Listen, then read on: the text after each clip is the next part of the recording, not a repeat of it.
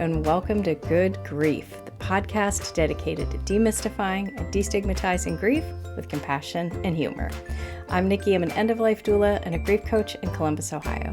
And today, another amazing guest episode today. I am so excited to share the story. Well, I mean, he'll share his own story, but I have Kelly Kirk on the show with me today.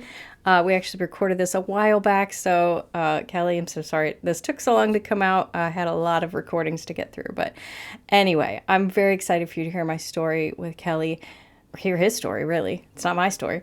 Anyway, before we go into that, though, I usually put trigger warnings in the description, but I just want to put some up here too. I always forget to mention that they're down there, so please feel free to always check the show notes for that in case there's a subject matter that might be a little too much for you. This one, there are some descriptions of violence. There's mentions of suicide and a little bit of language. Nothing, we're not dropping F-bombs all over the place, but there's a few strong words in there. So just keep that in mind. If those are things that are offensive to you, you might want to skip this episode. I hope you don't, though. Also, before we dive in, quick reminder, if you go over to patreon.com/Nikki the Death Doula, you can help support me in providing pro bono work within the community. I've mentioned in prior episodes, I do have a couple. I now have 2 clients that I'm working with on a very limited basis, pro bono, because of the support of my patrons. I would love to be able to provide more hours to them if I can. I would love to have that support. If you go over to patreon.com/Nikki the Death Doula, you can sign up there for as little as $1 a month. At the higher tiers, you get a few more little benefits and bonuses in there, but for season 7, for the duration of the season, which goes to the end of this year, anybody who signs up at $10 a month or more, I will send out a free notebook right here. It's got the little logo on it. It says grief doesn't always have to suck. I will send that out to you in a sticker if you would like, just as long as you let me know where to mail those off to. I will gladly mail those off to you. I've had some people reach out and say, I don't necessarily want to do Patreon, but I do want to help. If you want to donate to my cause, outside of using Patreon or any you can donate to me directly, reach out. But I also, in the description, I have a link tree. It's in the description of every episode, and it's got links of all the different places you can find me. In there should be a link that says buy me a coffee. You can do that, and you can make a donation right there, and that'll come to me. Typically with these third-party sources, though, they do take a cut. So just keep that in mind. If you are like, screw that, I want Nikki to have all of the money, just reach out to me. We'll figure something else out. Okay. But thank you. I'm so blessed. I've had people reach out and ask to support me in a different manner. And I'm willing to take that. So please reach out if that's something you're interested in. But enough of my endless blathering. Let's get on to today's episode with Kelly Kirk. Ladies and gentlemen, thank you so much for being back again this week, my faithful listeners. I am so excited to have another amazing guest episode. I always feel weird saying I'm excited to hear these stories because they're grief, but I read this story of my next guest, Kelly Kirk, and I immediately said, yes, yes, yes, I need to have you on my show. So Kelly, I would like you to take a moment. Please introduce yourself. I like to let people use their own words. Tell my listeners a little bit about you and just kind of where we're going today with your story. Okay. My name is Kelly Kirk. I am 56 years old. I won't tell anybody. I teach high school nutrition and wellness. I am an IFBB bodybuilding pro. I have about 1 million different side gigs to deal with nutrition and wellness. But the biggest thing I'm most proud of is I am CEO and founder of 222 Muscle, the Sofia Graham Foundation. We're a 501c3 nonprofit, and we're the only nonprofit in the country that teaches mental health through physical strength. So that's kind of my best. Okay. And now my listeners know why I wanted to have you on my show, because most of them know I have a bit of history of fitness myself. It's been a small passion of mine in the background. So, yeah. So tell us a little bit. We'll get to your nonprofit in a little bit, but I want to hear you've had quite a lot of losses in your life leading up to this. Where did this all Yeah. begin? Do you want to So, start? Let's start at the beginning. yeah, so the beginning, growing up, I had no drama, no trauma, no anything. I had a great childhood, school, high school growing up was fantastic. I graduated from college. If I wanted a job, I went and got it. If I wanted to make money, I did it. I traveled. I just, everything was smooth and easy. And I kind of thought, man, this is how life is supposed to be. And in 2007, my two best friends and I, from the time I was 14, decided we wanted to open up a gym. So we opened up a 42,000 square foot powerhouse gym here in Northern Virginia. And turns out that what they say is true. Don't go into business with your best friends or your family. Oh, Um, yeah. but we opened up that gym in 2007, and we thought we were going to be millionaires and have a string of gyms all over the country. Your grand plans. And the economy was bad. We had a bad lease. 2 years into the gym being open, I kind of got my first dose of reality. The night before um, Valentine's Day, I had got home from work, and my dad called, and my dad was older, and you never want a 10 o'clock phone call from your parents because that's probably, Yeah. something's not good. So Yeah. I thought something had happened to mom. And I answered my cell phone and I said, "Hey, Pop, what's going on?" And he said, "Kelly, he did it." I said, "Who did what, Dad?" He said, "He did it. The son of a bitch did it." I said, Dad, what are you talking about?" He said, "He killed them, Kelly. He killed the kids." My brother was divorced. He had his two kids, Brittany and Connor, were 11 and 12. And they were living with their mom, or back and forth, but with their mom this night. And she had remarried. Um, and her husband, their stepdad, came home from work, got in a fight with his mom, Beth, my brother's ex-wife, Mhm. and did what happens unfortunately all over the place as he Oh, went downstairs and got his gun and came up and he shot her in the back of the head 3 times. That's horrible enough, but that happens again, unfortunately, all over this country all the time. What happened after that doesn't always happen. He walked down the hallway and he walked into Connor's room and he put the gun to his head here and he pulled the trigger and he blew the back of Connor's head off. Brittany was asleep, heard all of this, jumped up, ran to the door. He grabbed her by the face, put the gun here, and pulled the trigger and blew her neck off. She landed on the floor. Um, his mom was there. He didn't kill her. And he was a police officer or a park ranger in the county that I'm in. So he went downstairs, walked outside, knew everybody on the police force, called the chief of police, the captain.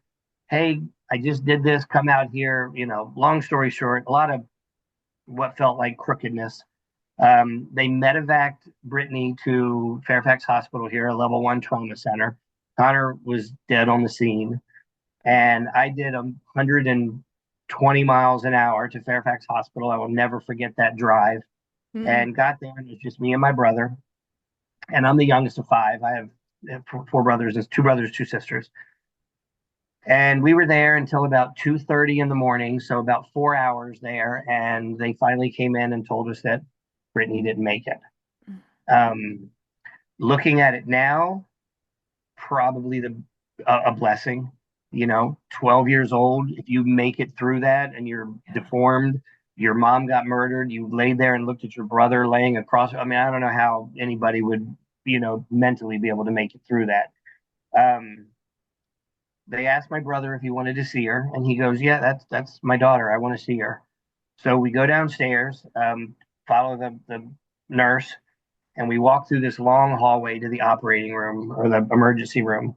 And there were 17 doctors, surgeons, nurses lining the hallways, and they all had their heads down, their scrubs on, they were covered in blood. We walk into this emergency room or this operating room, and it's huge. And there was blood everywhere. It was awful. And I could see Brittany and her body laying over there. We walked over to her, and she didn't look human. Her head was so swollen from the amount of fluid and blood and everything they were putting in it. You never would have thought it was a human there. The only thing that made you know that it was her, there were three things. Brittany had the most beautiful blue eyes. Her eyes were wide open. She had on a little necklace that was a heart or a cross necklace, I think my brother had given her, that she was still wearing. And you could smell her perfume. She was 12 years old and trying to be cute for the boys, and you could smell her perfume. And we stood there for a minute. My brother reached over and closed her eyes and gave her a kiss on the forehead.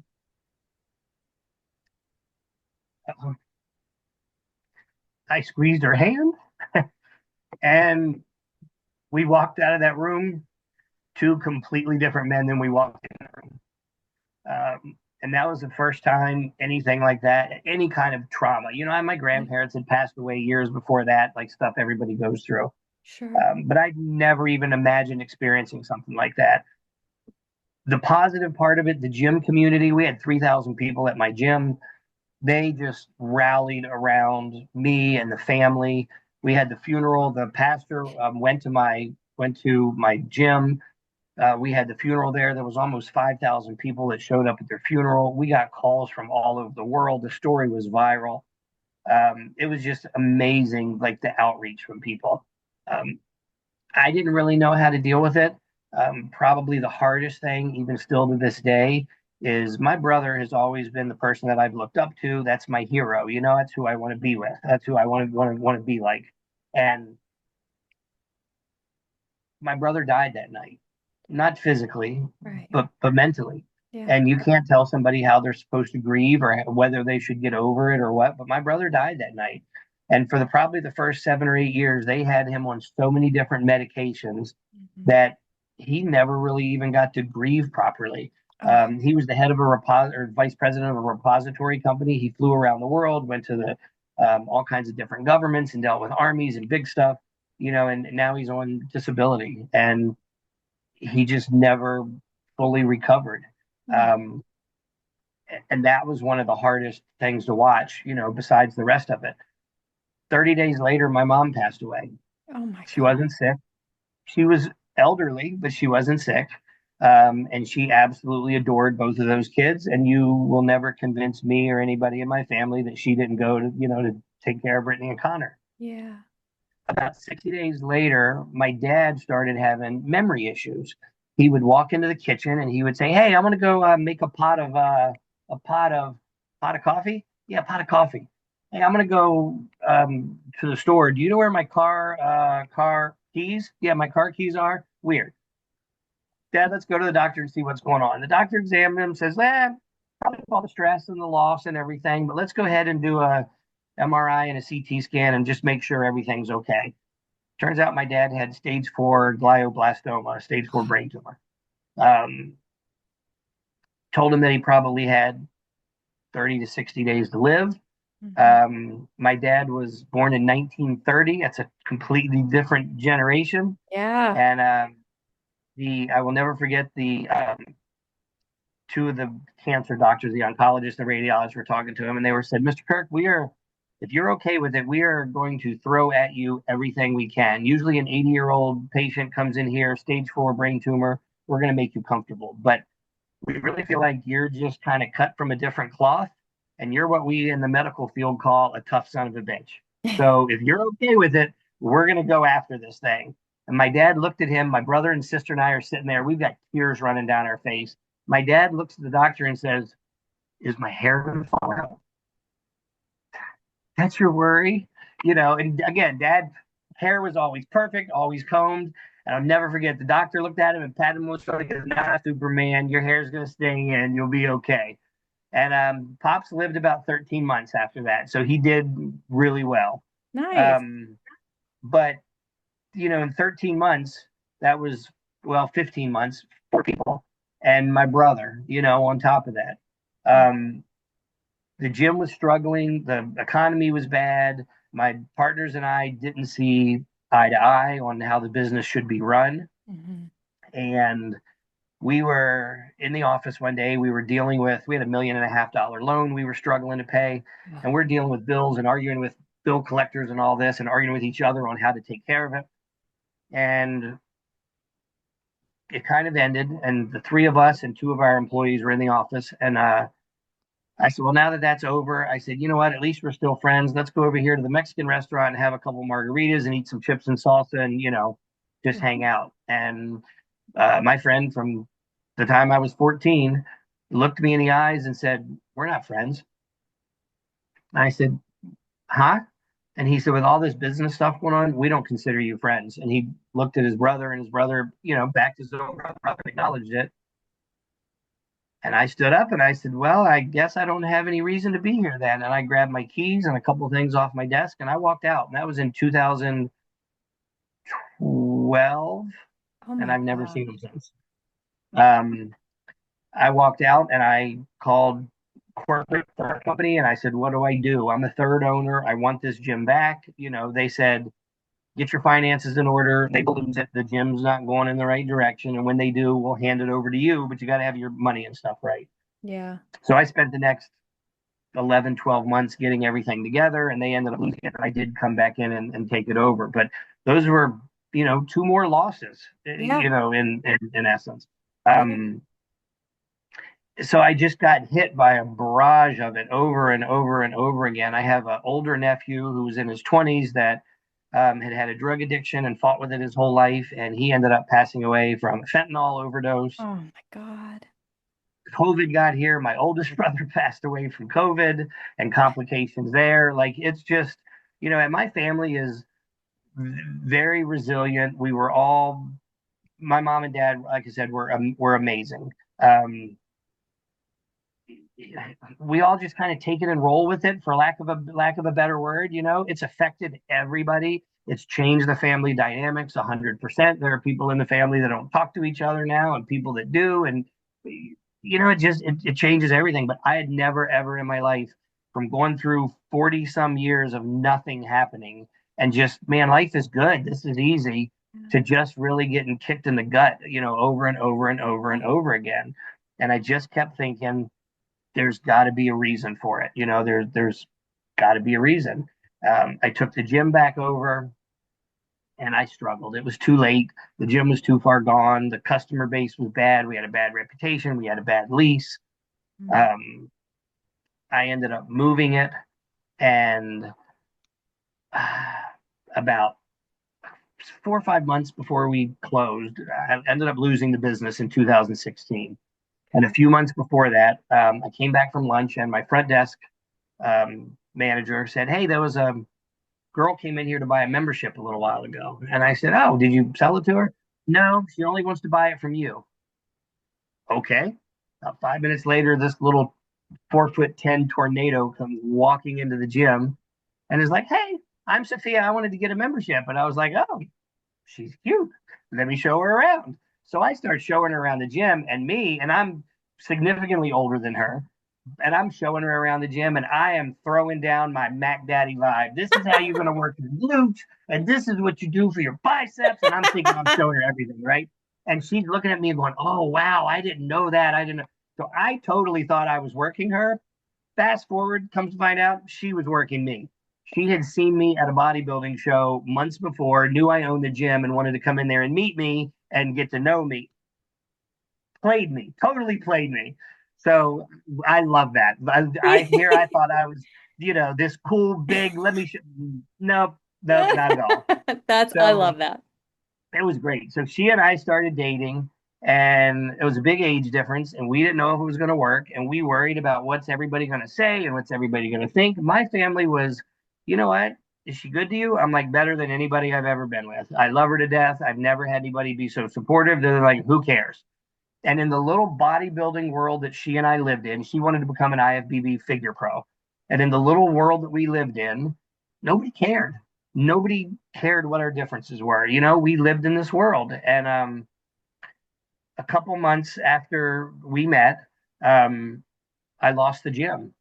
And when I lost the gym, I lost everything. And everything. I lost where I lived. I lost all the gym equipment. I lost everything that I owned.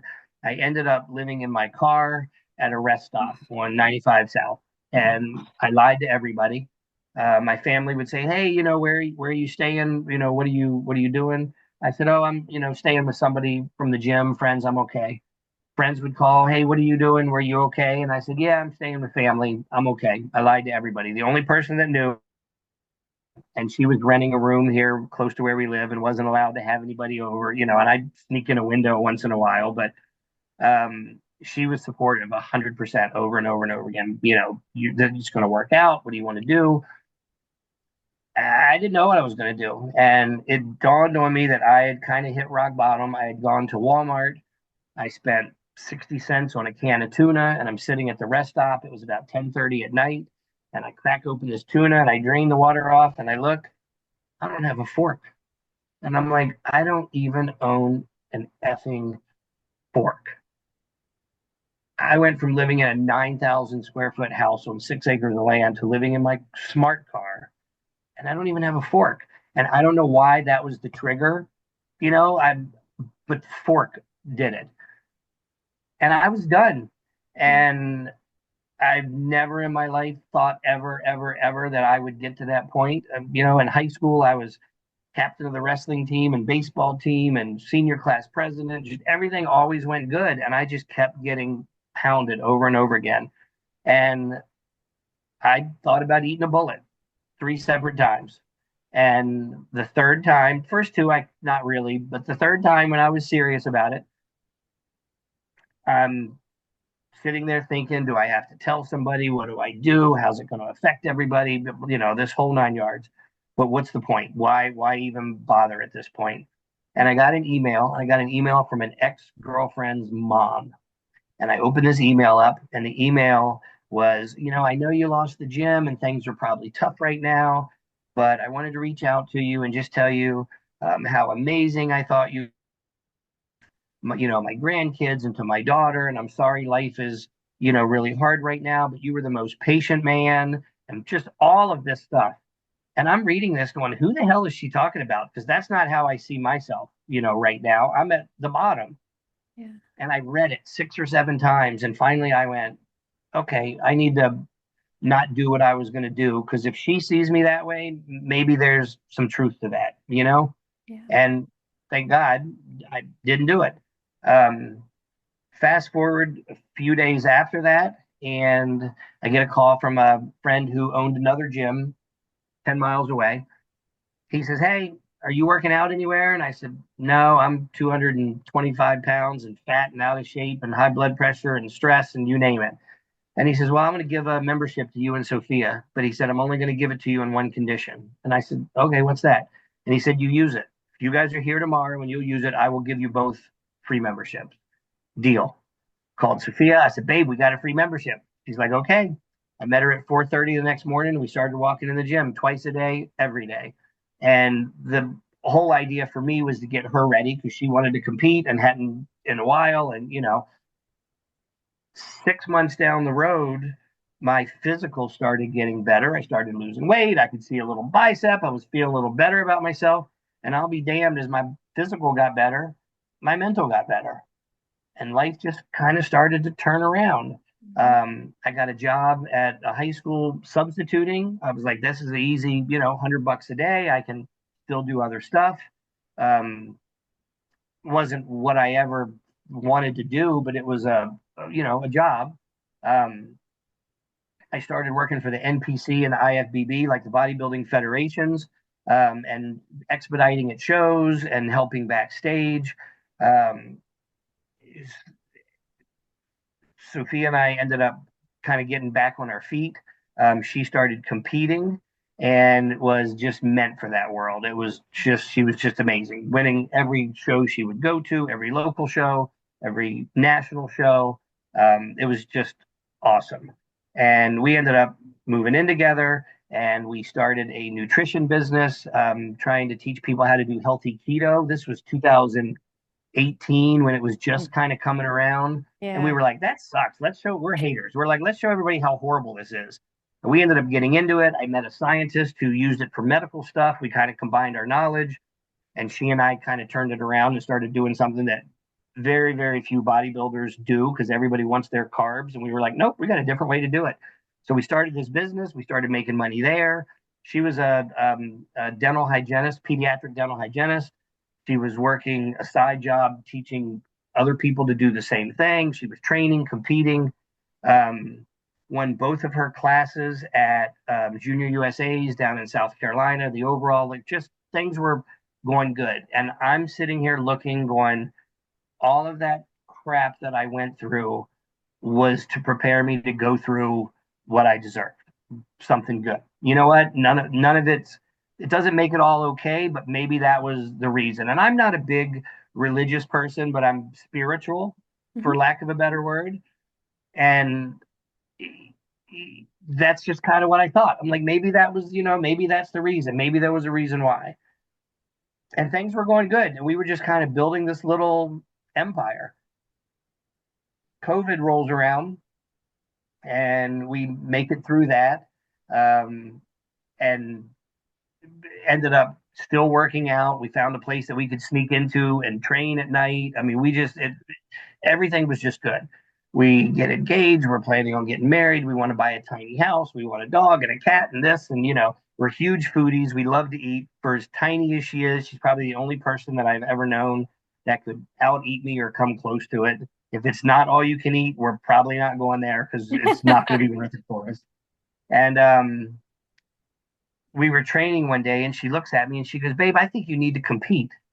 And I said, I haven't been on stage since 2001. I said, it's 2020, I guess, at this point. I don't need to get back on stage. I said, I don't need some crappy plastic third place trophy. And she's like, "That's not what I'm talking about. I think you need to go out there and get your pro card. You could get your IFBB Pro." I said, "There's no way." She goes, "No, I really think you could." So we went to an event that night and there was a bunch of IFBB judges there that we know. We asked them. They were like, "Yep, you're 9 weeks out. You ought to get out there and see what happens." Long story short, 9 weeks later, we go to Orlando. I end up competing. I took second place at nationals. First time in 19 years I'd been on stage. Sofia was right. I was wrong. You were right. Yes, I gotta push this. Yeah. And she was so proud of me. I guess I should say before that, I was teaching high school now. So the school that I started substituting at, after about 8 months, offered me a job as a high school teacher. So I took the job teaching nutrition and wellness. And she was just proud of me. I've never had anybody in my life, even my parents were always proud of me, but nobody in the level that just was so happy for me as she was. And we go to Orlando. I take second place. We come back. Her mom calls and says she wants to come and visit. Her mom lives in Florida. She hadn't seen her mom in months because of COVID. And her mom flies up. I see Sofia on Wednesday at the gym. We finish up our workout. I give her a hug and a kiss. I said, "Babe, love you. I'll see you on Saturday morning. We're going to work a show on Saturday morning." And she's like, "Okay." I said, "Have fun. Tell your mom I said hi." And she goes to stay in the hotel with her mom for the next couple of days and go to work. But her and her mom were going to go shopping at night and all this stuff. That was Wednesday night. Fast forward to Friday. I get off work. She gets off work. We both go to the gym separately. She goes out to dinner with her mom, and they go get some Italian food and drink some wine. And I was with some of the IFBB judges that were going to be working the show. We were working together the next day, and we're talking back and forth. And I said, "Babe," I said, "these judges said that they really think that I've got a package where I could get my pro card. I could definitely win the overall." And it was 10:30, and she texts me and she says, "Baby, I love you. I believe in you. Now go out there and win the whole fucking thing." And that was 10:30. At 12:30, I got a call from her mom, and she passed away 2 hours later. Um, so that was my last text message from her. To say that that rocked my world is an understatement. Um, I had lost my mom and dad, my nephew and niece to a brutal murder, my brother, my nephew, my two best friends. Nothing compares to losing your person. Nothing. We ate together. We have a YouTube channel making stupid food videos. We had a business together. We traveled together. We worked together. We worked out together. And it was just perfect. I've been in a million relationships. Some of them I screwed up, some of them they screwed up. But this one was just perfect. And it sounds so fake and cheesy now, but that's just how it was. And I tell the story. We would make dinner together every night. We would make these videos a lot of times for our YouTube channel. But we would make the dinner, and I would usually cook, and she would cut the salad and make dessert or whatever. But somewhere in the middle of dinner, I would say, "Hey, babe," I was like, "Thanks for helping me make dinner." Completely sincere. And she would be like, "Oh, you're welcome. I love you. It's so good. Thank you for cooking for me." And I say that now, and it sounds so rom com fake movie, And it wasn't. That was just who we were and how it was. And my world changed. She changed my world twice, once when she walked into it and once when she left. And that's kind of the journey that I've been on for the last uh, 4 years and 1 month now. So that's my long story as quick as I can wrap it up. Oh my God. I don't even know where to begin. Like, I don't even know what to say at this point. As an interviewer, I'm failing right now because I'm just blown away by like so much. Like life really just kind of put you through everything you could possibly go through. And you're still sitting here sharing this story. And of course you're emotional as you would be, but you're sharing this story. You're out here telling this to people. You didn't hide away. You didn't let this overtake you. So tell us a little bit about your nonprofit then. So a few months, November, this all happened at the end of July. In November, I was having lunch with one of my best friends. And I said, I want to do something in Sofia's honor. I want to start a business, do something for it. And he goes, well, what do you want to do? You want to make supplements or sell t-shirts? I was like, that's all cheesy. He says, well, what do you want to do? I said, I want to do for other people what she did for me. And he goes, okay, what was that? And I said, she believed in me when nobody else did. When I didn't believe in myself, she believed in me. And he goes, well, there's your business. What the hell does that mean? There's my business. What business is that? Like, I didn't know what he was talking about. And he said, you start a business where you believe in other people. And that's where this nonprofit came from. 222 Muscle, the Sofia Graham Foundation. And that's the logo. And Love it. kind of the story behind it, 222, is because when I was living in my car and by myself, a friend of ours, Sherry, um, kind of found out, and I ended up living with her in her condo. And her condo got flooded, and the insurance company put her up in a hotel. 222. First night, Sofia calls. She's like, babe, I'm on my way to see you and Sherry in the hotel. I'm bringing you guys dinner. I can't wait to see you. And I was like, oh, that's awesome, babe. That's great. When you get here, just come in. The door's unlocked. She says, okay, what room are you in? I said, we're in room 222. And she goes, okay, is that on the first floor? No, 222 is on the second floor. 122 would be on the first floor. So that became this huge running joke. Well, fast forward to her next show. It's right here in Garfield. She walks in, and when you do competitions, you get a little button that goes on your bikini. Mhm. And she was competitor 222. She wins the show and she wins the overall. Fast forward to Baltimore, month and a half later, 300 or 400 people. She ends up 222. She wins the show. She wins the overall. Fast forward, I don't know, 6 months, 9 months, something later. We're at Junior USA's in South Carolina. There's 1,300 competitors, 222, and she wins both of her classes. So that was just our number. And these two dumbbells, one of them was hers that she wore around her neck, and one of them was mine. So when she passed, she was cremated. And I had the bottom one is hers. I opened it up and I have her ashes in it. And I had them welded together from the welder at school, and that became the logo for the foundation. So I wear this and kind of have her with me all the time. So what we do is our mission statement is to lift people who feel the weight of the world on their shoulders and provide improved mental health through the pursuit of physical strength. So the idea was to be able to give people free gym memberships that are going through some kind of trauma or tragedy where that gym membership might save their life. And it might not be a membership, maybe it's nutrition counseling, maybe it's training, but something to get people moving and going. And it started off nothing crazy. I didn't really know where it was going to go, and it started to evolve. A year later, I got certified through John Maxwell, which was something Sofia had wanted to do. They're the largest speaking and leadership motivational company in the world. And I had met with a guy a few years back and kind of told him my story up until Sofia.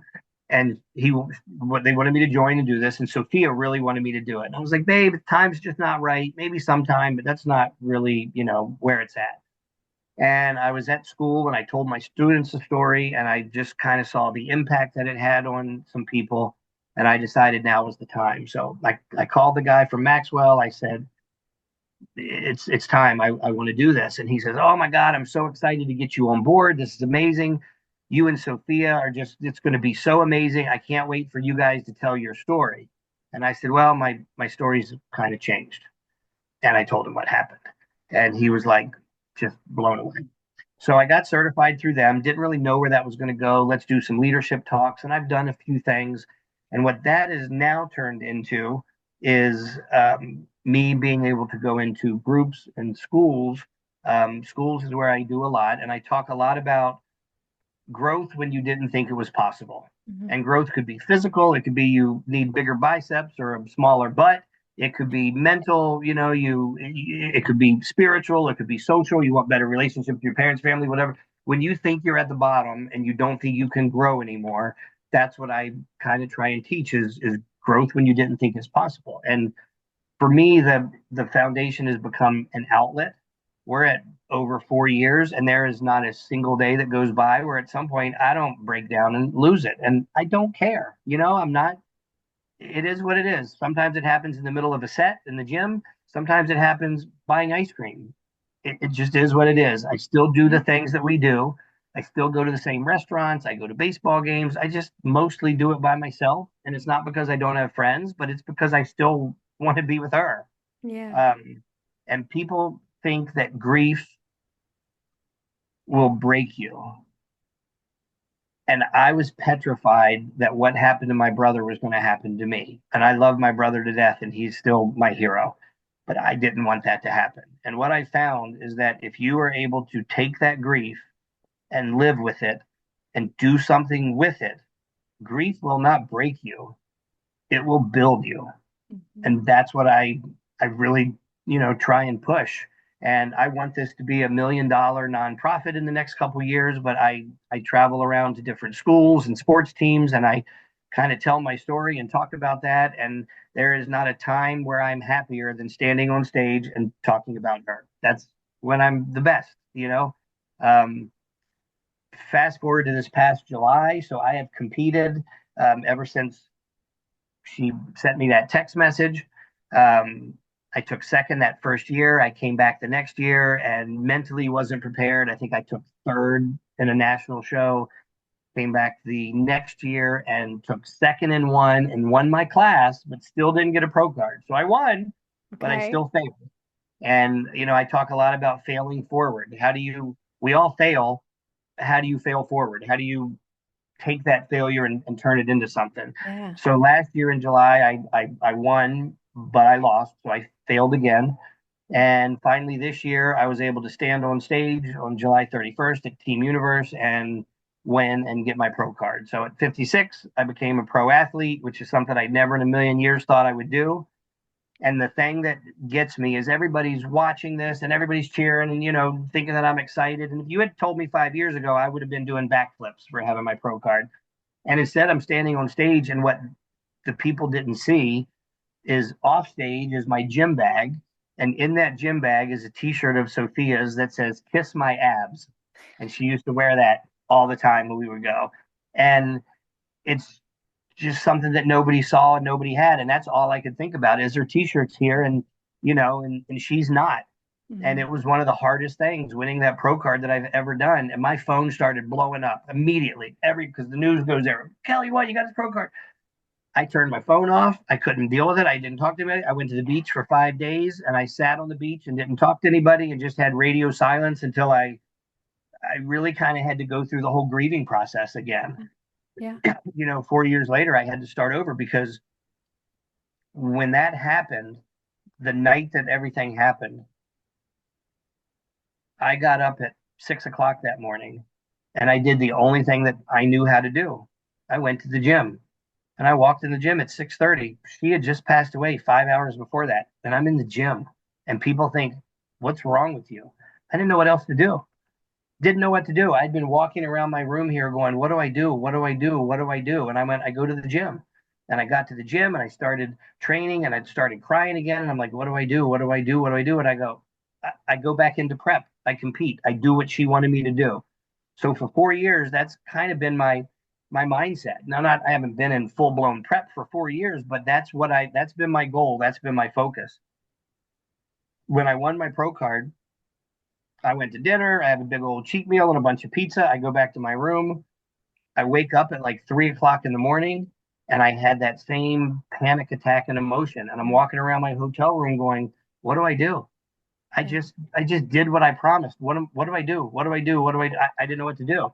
Mhm. So I really had to kind of relive it all, again. Um, and here I sit in the last 3 months. I've gotten 10 chapters of a book that I've wanted to write, and that kind of gave me the reason too. That'll be released on February 22nd on 222. I'm going to release a book. That's kind of our story. It's got lots of Yeah. silly and funny stuff in it, but hopefully some motivational and touching stuff too. Like I said, I've really started pushing the speaking part and going through schools and companies and all that, and just really trying to grow this organization. And I hope that I'm able to do for everybody else what she did for me. And Yeah. I get stuff from my students. I had a kid come up to me 2 years ago after I told my story, and the kid was looked mean and hard as could be, right? And he stops and he says, "Mr. Kirk, I waited till everybody left." He said, "I just wanted to thank you for telling your story." He said, "My dad got killed in a drive-by." That's not the world I grew up in. That is the world that these kids live in. Yeah. And he said he was in a gang, and rival gang members shot him, and he died 2 months ago. And he said, "I cry every single day." And he said, "The other guys in the gang give me a bunch of crap and tell me I'm weak and I'm a pussy and this and that, and I shouldn't." I said, "Dude, you don't let anybody tell you that." I Yeah. said, if it overwhelms you and something hits you during the day, I said, you get up very politely and you walk out of class, pull your hoodie up, and you come to my room. You don't have to say a word, and you can go sit in the back and you can put your head down, you can cry, you can do whatever you want. I will deal with the repercussions. I will deal with the principal or whoever. I said, you be polite and just tell them I'm going to Mr. Kirk's room and walk out, and I'll do it. He did 3 times that year. He showed up at my room, and I'm like, I know. So anytime I question myself or what am I doing, why am I doing this, I'll get something like that where, I'll get a message on Instagram or somebody will say something, and I go, okay, I'm doing the right thing. She would be proud of me. This is what I want to do. So that's kind of what keeps me going. Outside, I tend to look okay, but inside, I always tell everybody I'm a train wreck. But it's okay. At least I can laugh about it. So Yeah. that's Oh. me. Woo! Wow. Yeah, again, stunned silence. I have nothing at this point. Um, Thank you so much for sharing that story with us Hmm. and with the world and for starting your nonprofit. Um, yeah, I have nothing else to follow up with that. That is a thank you again for sharing that. It's a beautiful story, and I'm always happy to meet people who can use their grief to do something impactful and help other people who are Yeah. experiencing losses. So, thank you for that too. I laugh. I tell everybody I'm happy. I laugh during the day. I love my students. I go to the gym. I work out. I do fun stuff. I am a genuinely happy person, Yeah. but I still sad, and I'm never going to wake up and not miss her. That's never not going to be there. And people say, "Oh, you'll learn to get past it." No, you don't. No. It's never ever Yeah. ever going to change. And I love telling stories about her, and the kids at school, all follow her on Instagram. After the second week of school, they know and they talk about her, and they know I talk about her. And people are, and I don't know if you've ever dealt with this, but people are weird when you talk about somebody that's passed away. And I still talk about her a lot of times in the past tense. "Hey, have you ever been over here to this restaurant?" And I go, "Oh, you know what? That's Sophia and I's favorite restaurant." And you'll see people kind of, "Well, did he mention her name? Is it okay? Can you talk?" Yeah. A lot of Yeah. people are very much out of sight, out of mind, and I'm Mm. the exact opposite. I kind of want it in your face, Yeah. Yeah. and Yeah. I kind of hope to change that with some people too. So, Yeah. Yeah. Our grief makes other people uncomfortable. That's a weird hmm. thing in our society. So, oh, okay. Well, now that we're getting close to the end of the episode, I have a little tradition. I'm sure Okay, you've seen some of my podcast episodes. That I pull a random card from the death deck. all right, I will read the card and you will answer it, and then I will answer it. let's So do it. pull one out of the middle here. Let's see what we got. Okay. Ooh. If you knew, it's called bucket list 1, 2, 3. If you knew you were to die in a week and money was no object, what three bucket list items would you check off?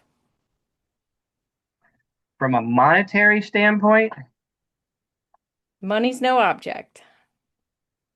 all right. Well, the first thing I'm going to do is pay for my ashes or remains or whatever to be launched into space somewhere, because that sounds kind of cool. So I That's want that. fun. Let's take care All of right. that. That's one. Um, I need something fun on top of that, and I don't know what that would be. But the Yeah. third thing would be to put enough money into the foundation Yeah. where it would be able to take care of my family, my brother, everybody that's important to me, and on top of that, continue to run and grow and Yeah. let them run it and grow and and take care of it. But there's got to be a third one in there somewhere, and it probably would be food related somehow. Yeah. Yeah. Um, I don't know Food. what the most expensive thing that I could eat would, or where I would need to fly to be able to eat the most expensive thing, but Oh probably my something gosh. along those lines. But yeah, Yeah. launch my ashes into space, make sure my family and friends are comfortable, and the foundation is doing what it's doing. So, Awesome. I love that. All right, I have to answer it too. So, number one is very similar to yours. I always have this dream in my head of having myself cremated and leaving a bunch of money to my niece and nephew and give them that money and my ashes, and they can have the money on the stipulation they used it to travel the world and take my ashes and leave me places. So like little bits that's of me are going to be awesome. all over the world. That's Um, awesome. yeah.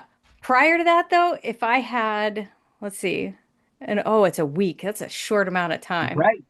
Ah, because I was gonna say I would travel and find all the Yeah. places, but man, a week's not long enough. Yeah, I would. I don't know what else I would do. I'd want to travel somewhere. Honestly, Right. just spending time with my family. Yeah. I know that sounds cheesy, but I'd want to make sure I got to say goodbye to everybody. Yeah. I would have a party. I would have a raging party. That That's is one thing I will say. I tell people about Sophia. So everybody, when they lose somebody, if my mom and dad were to walk in the room right now, there are things that I would want to tell them. Same with Brittany and Connor. If Sophia walked into the room right now, and she's here because I talk to her all the time, and the amount of signs I get, I don't know if you've dealt with that, but oh are yeah. absolutely Oh yeah. amazing. I tell people, talk to them, talk to Yeah. them, talk to Hmm. them. They will respond. I don't care what your beliefs are. Hmm. This world is not the end of it. And Yep. I never understood that before. But if she were to physically walk in here right now, there's nothing that I have to tell her. We were always so good about telling each other everything we wanted. And, there's nothing that I got to say, baby, I'm sorry about this, or I didn't mean that. Yeah. She'd walk in and we would pick up right where we left off. So that's one of the things that I'm very, very lucky about is I don't have any regrets or something that I wish that I had said. So, Good. Awesome. All right, Kelly, again, thank you so much for yep, sharing your story and your life with us. Take just a moment and let my listeners know where they can find you and your foundation. And I will yep. put links in the description, but I want you to tell everybody. Um, Probably the easiest way is the foundation page, which is sophiagrahamfoundation.org or 222muscle.com. They both go there. Okay. Or me on Instagram or Facebook, just Kelly Kirk. And the foundation has pages on both of those as well that I'm linked to. And we have places on there to donate. We have t-shirts and sweatshirts and mugs and all kinds of gear. And if anybody's interested in, like I said, works with an organization and wants me to come out and speak or tell my story or meet with people, that's kind of what I live to do at this point. So that would be Awesome. great.